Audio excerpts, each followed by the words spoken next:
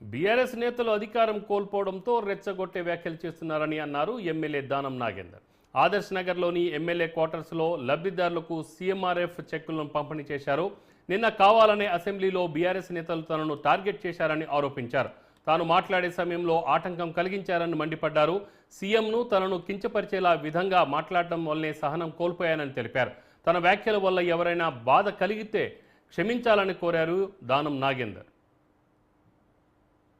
అసెంబ్లీలో ఉన్నటువంటి ప్రొసీజర్ ఏంటంటే పార్లమెంటరీ ప్రాక్టీసెస్ ఎలా ఉంటుందంటే ఎప్పుడే కానీ ఏ సభ్యుడైనా మాట్లాడాలి అంటే అది స్పీకర్ గారి పరిధి ఉంటుంది.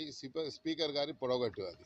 స్పీకర్ గారు ఎవరికి అనుమతి ఇచ్చినా కూడా ఆ అనుమతికి అనుగుణంగానే ఆ సభ్యులు మాట్లాడేటువంటి అవకాశం ఉంది.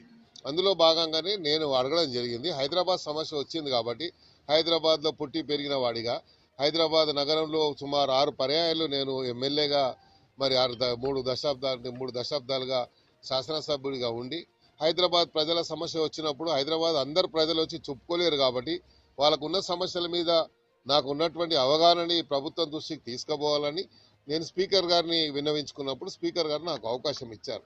ఆ అవకాశాన్ని సద్వినియోగం చేసుకోవాలన్నటువంటి ఆలోచనతో నేను మైక్ పట్టుకోగానే అక్కడి నుంచి ఉచ్చరించినటువంటి మాటల్ని వాళ్ళు మాట్లాడుతూ వాడు వీడు అని అక్కడి నుంచి మాట్లాడుతూ ఉన్నారు. నేను మాట్లాడింది మాత్రము మైక్లో వచ్చింది. వారు అక్కడి నుంచి మాట్లాడేది రికార్డులోకి ఎక్కలేదు. అదే మా దురదృష్టం. వాళ్ళు మాట్లాడింది ముఖ్యమంత్రి గారి గురించి ఏ రకమైనటువంటి సంబోధించారు ఏకవచనంతో కానీ ముఖ్యమంత్రి గారు మేము ఎప్పుడు కూడా ఎవరిని కూడా అలాగా కించపరిచేటువంటి నైజం కలిగినటువంటి వాళ్ళం కాదు.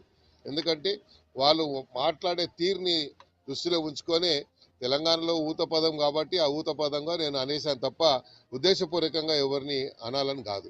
వాళ్ళు కూడా మాకాడ చిన్నవాళ్ళు ఎదగాలని కోరుకుంటాం, ఇంకా పైకి రావాలని కోరుకుంటాం. కానీ ఇలాగా శాసనసభ మొదలైనప్పటి రోజు నుండి శాసనసభ అని ఏది అవకాశం వచ్చినా ఆ అవకాశాన్ని సద్వినియోగం చేసుకోకుండా ఫైనాన్స్ మీద బడ్జెట్ మీద మాట్లాడే అవకాశం ఉండే, వాళ్ళ సూచనలు ఇచ్చేటువంటి అవకాశం ఉండే, ఒక ప్రతిపక్షంలో ఉన్నప్పుడు ఒక నిర్మాణాత్మకమైనటువంటి సజెషన్స్ ఇచ్చేటువంటి బాధ్యత ఉంటుంది. అది ఇవ్వలేదు. అదేవిధంగా అప్రాపరేషన్ బిల్ మీద వారు సజెషన్స్ ఇవ్వలేదు.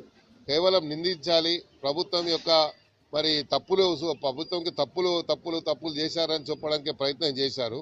అదేవిధంగా చారిత్రాత్మకమైనటువంటి నిర్ణయం మొన్న ఒకటి వచ్చింది సుప్రీంకోర్టు ద్వారా. ఈ ఎస్సీ ఎస్టీ వర్గీకరణకు సంబంధించి ఒక హిస్టారికల్ డిసిషన్ వస్తే దాని మీద మాట్లాడకుండానే పోయారంటే వాళ్ళకు ఈ జాతి పైన ఎంత ప్రేమ ఉందో ఎంత అభిమానం ఉందో దాన్ని బట్టి మనం అర్థం చేసుకోవచ్చు. అంత మంచి అవకాశాన్ని సద్వినియోగం చేసుకోకుండా కేవలం ఒక అంశాన్ని తీసుకొని కవితా ఇంద్రారెడ్డి గారి మీద అందరికీ గౌరవం ఉంటుంది. ఆమెను ఎవరు కించపరిచారు, ఆమెను ఎవరు అవమానపరిచారు. అందరితో ఆమెకు అనుబంధం ఉంది. అందరూ ఆమెని మన ఒక అక్కలాగానో ఒక అత్తలాగానో మేము చూస్తాం కాబట్టి ఆమె మీద ఎప్పుడూ ఎవరి లేదు. ఒకవేళ అలా అని ఉంటే కూడా మేము తప్పైందని చెప్పేవాళ్ళం. కానీ అలా ఏం జరగలేదు. కానీ ఆ అంశాన్ని తీసుకొని అంత మంచి అవకాశం అప్రాపరేషన్ మీద మాట్లాడలేదు. మరి ఒక ఎస్సీ ఎస్సీ వర్గీకరణ జరిగితే అంత పెద్ద వర్గీకరణ మీద మాట్లాడేటువంటి అవకాశాన్ని కూడా జార విడుచుకున్నారు. కాబట్టి వాళ్లకు శాసనసభ నడవాలని లేదు. శాసనసభని ఎలా అంతరాయం దాన్ని డిస్టర్బ్ చేయాలి. వికారాబాద్ జిల్లా